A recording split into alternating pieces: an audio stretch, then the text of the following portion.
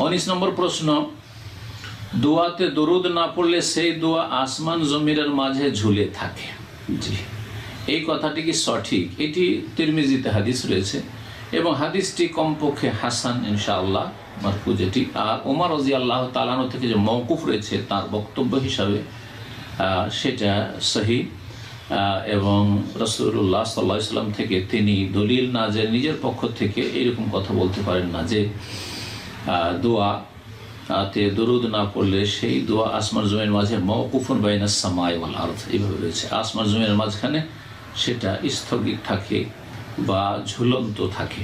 জি, তো এখান থেকে উদ্দেশ্য হচ্ছে যে আপনি এখানে গুরুত্ব দেবেন নবী সাল্লাল্লাহু আলাইহি সাল্লামের নবী সাল্লাল্লাহু আলাইহি সাল্লাতের ফজিলত এবং গুরুত্ব বোঝানো হয়েছে এবং নিজের জন্য দোয়া করবেন। আপনি আপনার নবীকে, আমার নবীকে আপনার চাইতে আমার চাইতে বেশি ভালো, সারা দুনিয়া সব কিছু চাইতে বেশি ভালোবাসেন। এর প্রমাণ হচ্ছে যে আপনি নিজের জন্য দোয়ার আগে তার জন্য দোয়া করবেন। এই ক্ষেত্রে আল্লাহর প্রশংসার পরে নবী সাল্লাল্লাহু আলাইহি শুরুতে দরুদ পড়বেন আর শেষখানে কমপক্ষে পড়বেন, শেষ আর শুরু, আর মাঝখানেও যদি পড়েন তো ভালো। কেউ বলেছেন 3 বার, কেউ বলেছেন 2 বার, কমপক্ষে 1 বার নবী সাল্লাল্লাহু আলাইহি সাল্লামের উপর দরুদ বা সালাত পেশ করবেন আপনি আপনার দোয়া। এটি হচ্ছে উত্তম বা সুন্নাত, তবে কোনো নাজায়েজ কাজ না। কেউ যদি দরুদ ছেড়ে দেন নাজায়েজ কাজ নয়।